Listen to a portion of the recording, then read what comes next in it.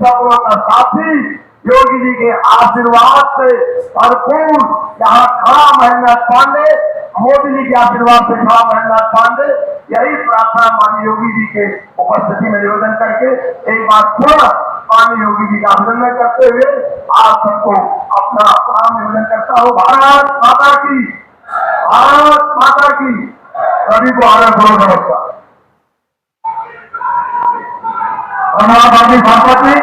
और मैं उत्तर प्रदेश के सभी मुख्यमंत्री जिन्होंने कानून राज स्थापित किया है और इनके कानून राज का भारत ही नहीं बल्कि विश्व में ही नहीं न्यायालय भी स्वीकार करता है, ऐसे राजधर्म का पालन करने वाले अपने सभी मुख्यमंत्री जी का आह्वान करता हूँ कि आज अपना उद्बोधन में आदरणीय मुख्यमंत्री जी।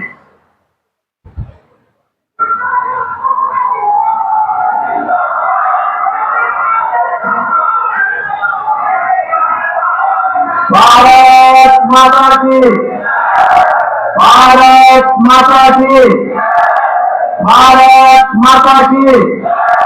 वंदे वंदे वंदे।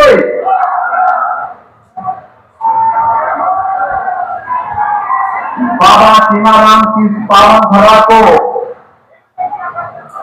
कोटि कोटि नमन करते हुए चंदौली के जनता जनार्दन का मैं हृदय से अभिनंदन करता हूं, स्वागत करता हूं। मंच पर उपस्थित भारतीय जनता पार्टी के पूर्व प्रदेश अध्यक्ष, लोकप्रिय सांसद और 2024 के लोकसभा चुनाव में भारतीय जनता पार्टी के प्रत्याशी डॉक्टर महेंद्रनाथ पांडे जी, राज्यसभा की माननीय सांसद श्रीमती कर्सना सिंह जी, श्रीमती साधना सिंह जी, प्रदेश सरकार में मंत्रिमंडल के मेरे सहयोगी अनिल राजभर जी, माननीय विधायक श्री सुशील सिंह जी, माननीय विधायक रमेश जायसवाल जी, माननीय विधायक कैलाश खरवाल जी, माननीय विधायक त्रिभुवन राम जी, मंच पर उपस्थित लोकसभा के प्रभारी ओंकार केसरी जी, संयोजक सर्वेश कुशवाहा जी, सुहेलदेव राजभर पार्टी के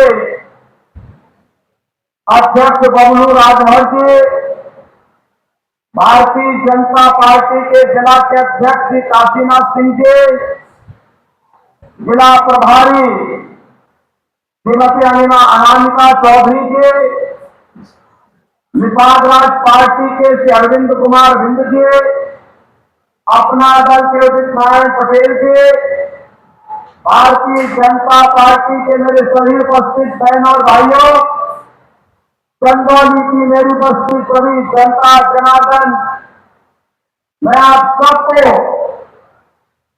इतनी भीषण गर्मी में भी पूरे देश की आवाज के साथ अपने आप को जोड़ने के लिए हृदय से स्वागत करता हूं। बहनों भाइयों, अब तक 5 करोड़ के चुनाव हो गए हैं, आज 6वां चरण हो रहा है और आज 6वें चरण में देश के अंदर जो उमंग है, उत्साह है, तो पहले 3 चरणों में लहर थी, आज वह मोदी जी की सुनामी देखने को मिल रही है। चारों ओर तेजी भाव है, लोगों के पास एक ही भाव है, एक ही भंगड़ा है, एक स्वर है और एक ही नारा गूंज रहा है और वह नारा है फिर एक बार और अब की बार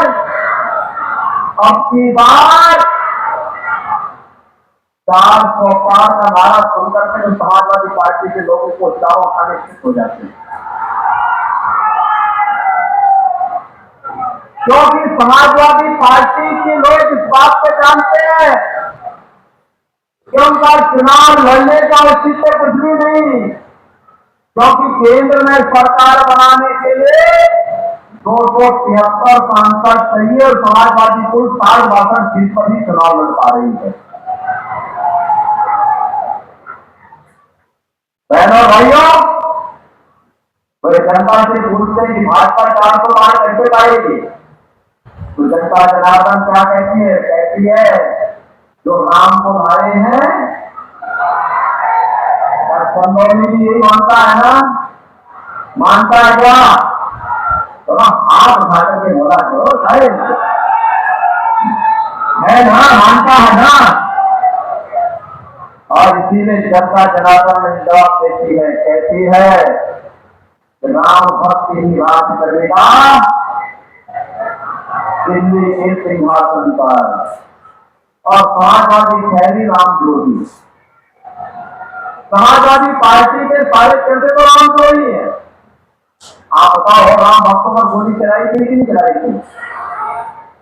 और राम जन्मभूमि और काशी में संगत मोचन मंदिर पर आतंकी हमला करने वाले आतंकवादियों के मुकदमों को इन्होंने वापस लिया था कि नहीं लिया था? यही अखिलेश यादव है जो आज समाजवादी पार्टी के अध्यक्ष हैं। मुख्यमंत्री बनते ही सबसे पहला फैसला इन्होंने आतंकवादियों के मुकदमों को वापस नहीं कर दिया। बहनों भाइयों, ये लड़ाई तो राम भक्तों और रामद्रोहियों के बीच में। रामद्रोही जो विकास का विरोधी है, गरीब कल्याणकारी योजना का विरोधी है, रामद्रोही जो आतंकवाद और नक्सलवाद का समर्थक है और माफिया का शागिर्द है। और राम भक्त कौन? राम भक्त वही जो रामलला को 500 वर्षों के बाद विराजमान कर दे, भारत का सम्मान बढ़ा दे, भारत की सुरक्षा को पुख्ता कर दे, भारत के अंदर विकास के बड़े बड़े कार्य ला दिए, गरीब कल्याणकारी योजनाओं के नए नए प्रतिमान स्थापित कर दिए और बड़े बड़े जो माफिया बनते थे उनकी राम नाम करते रहने की यात्रा भी निकाल दी। राम भक्त तो यही करेंगे ना, परिजनों का संरक्षण और गुरुजनों का स्वाहा। सहमत है? सहमत है ना? तो मैं यही कहने के लिए आपके पास आया हूं। परम राम भक्त है हमारे मोदी जी। मोदी जी के नेतृत्व में 500 वर्षों का इंतजार समाप्त हुआ।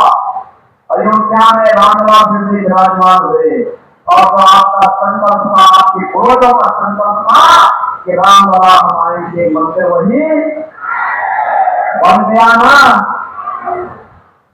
इसका श्रेय किसको मिलेगा? भाई देखो, मोदी जी को नेतृत्व दे रहे हैं, लेकिन मोदी जी को और योगी जी को ताकत आपने दी है, आपने दी है, इसलिए श्रेय तो आप ही को मिलना है। सोने के भागीदार आप बने। कमल चुनाव चिन्ह पर जो भी वोट गया है, राम जन्मभूमि पर भगवान राम के भव्य मंदिर का श्रेय और उसका पुण्य भी उनके खाते में गया है।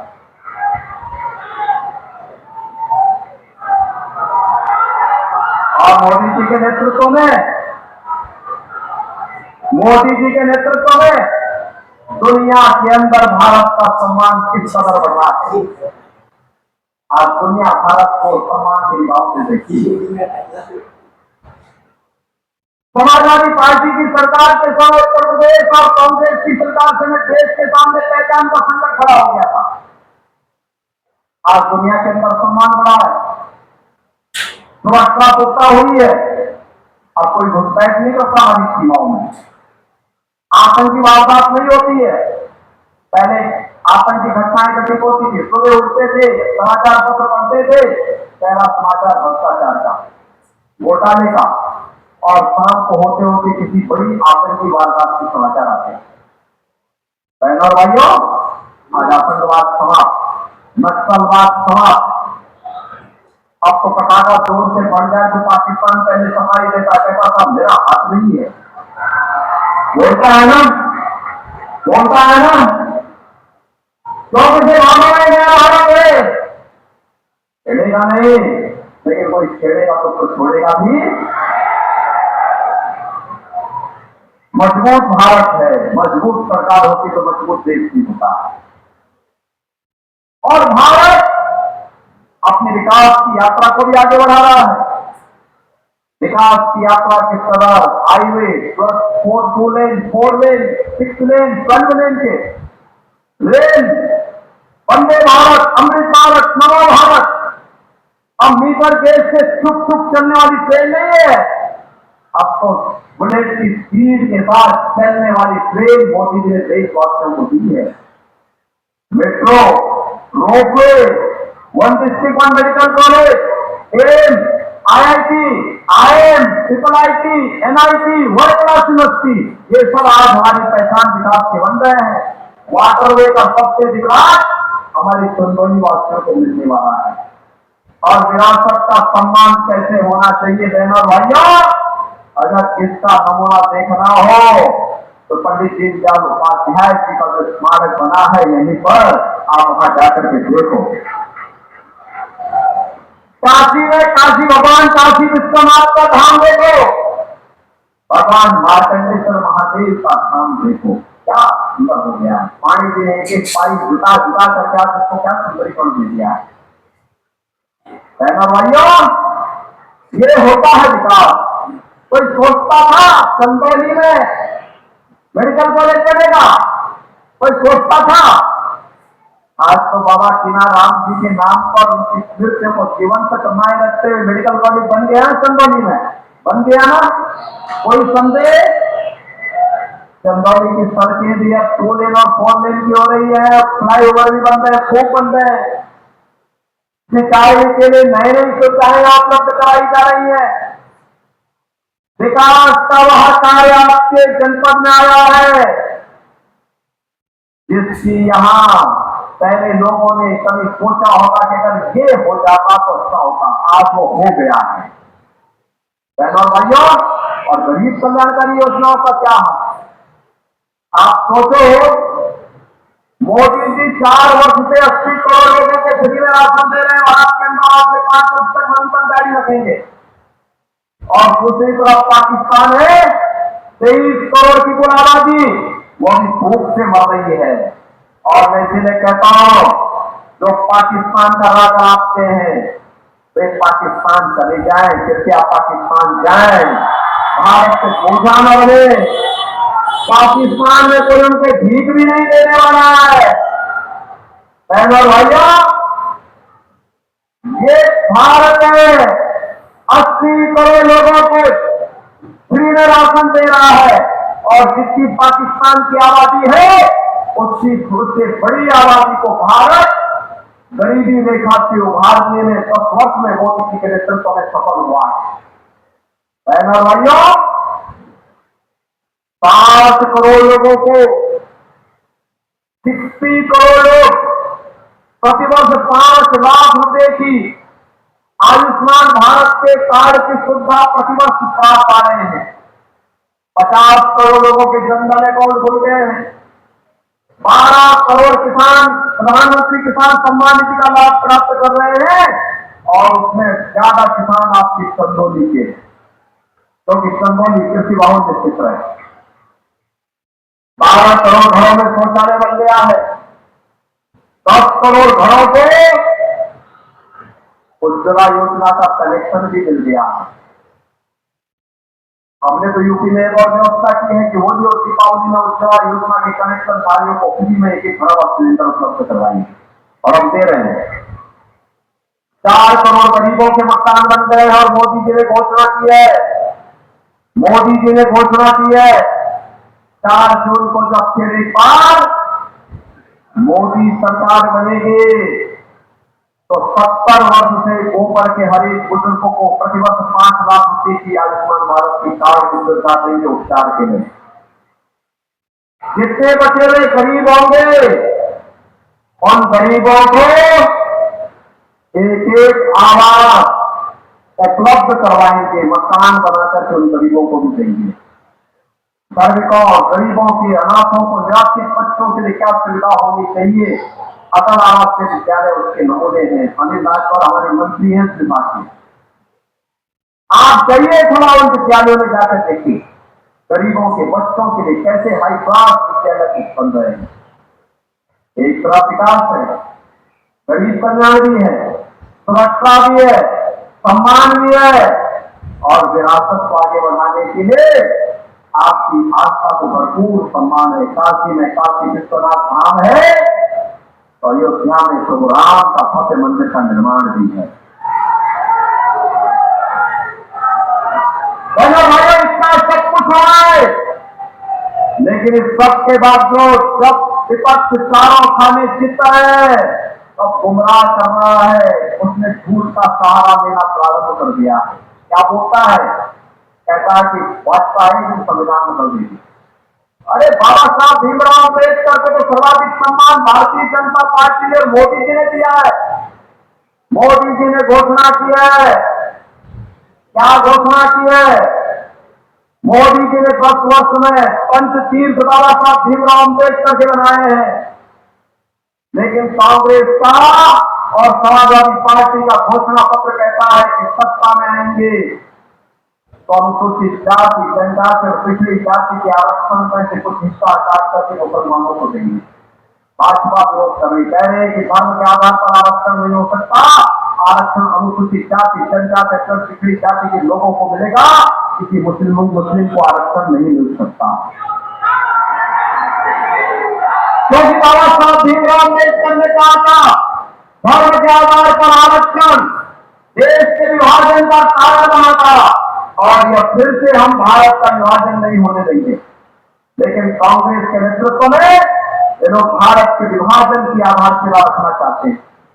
बहनों भाइयों, इनका मैनिफेस्टो कहता है कि सत्ता में आएंगे तो भारत के अंदर पर्सनल कानून लागू करेंगे। पर्सनल कानून का मतलब जानते हैं आप? पारिवारिक शासन, बेटी स्कूल नहीं जा पाएगी, महिलाएं बाजार नहीं जा पाएंगी, घर के अंदर कुर्ता पहन करके दुबक करके रहना पड़ेगा। ये शरिया कानून भारत के अंदर कतई नहीं लागू होने देंगे, कतई भारतीय जनता पार्टी लागू नहीं होने देंगी। भारतीय जनता पार्टी बाबा साहब भीमराव अम्बेडकर के द्वारा बनाए गए संविधान से चलेगा। भारत किसी भी शरीयत कानून को कतई नहीं मानेगा, और यह घोषणा मोदी जी ने पहले ही कर दी है। ये तीसरी बात क्या कह रहे हैं? कहते हैं आएंगे तो आने पर अल्पसंख्यकों की रुचि के अनुसार खान पान की स्वतंत्रता देंगे। बहनों भाइयों, मैं पूछना चाहता हूं, बहुसंख्यक और अल्पसंख्यक का खाना तो सामान्यतः एक जैसा ही होता है। अरे चावल बहुसंख्यक खाता होगा तो अल्पसंख्यक भी खाता होगा, बाटी चोखा बहुसंख्यक खाता होगा तो अल्पसंख्यक भी खाता होगा, दाल और सब्जी एक बहुसंख्यक खाता होगा तो अल्पसंख्यक भी खाता होगा।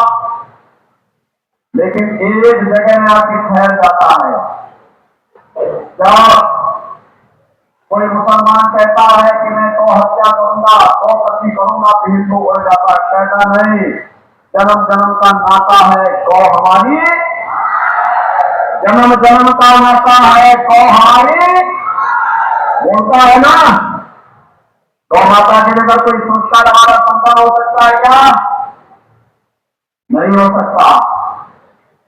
लेकिन एक कांग्रेस और समाजवादी पार्टी के लोग क्या कहते हैं? कहते हैं आएंगे तो गौ हत्या की शुरू करेंगे। क्या आप इसको स्वीकार करेंगे क्या? अरे जो राम जन्मभूमि का पुण्य आपके साथ जुड़ा हुआ है, उसको पाप में मत बदलने देना, उसको पाप में मत बदलना।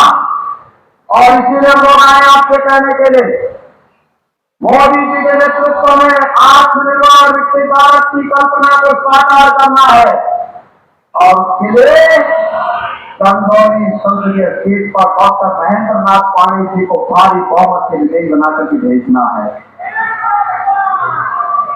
महेंद्र नाथ पांडे जी जीतेंगे, कोई संदेह नहीं, लेकिन बहनों भाइयों रिकॉर्ड पाना, ये रिकॉर्ड वोट चाहिए, रिकॉर्ड वोट से जिताएंगे। जिताएंगे। इसी रिकॉर्ड बनाने के लिए मैं कहने के लिए आया हूं। देखो दिन हो या रात,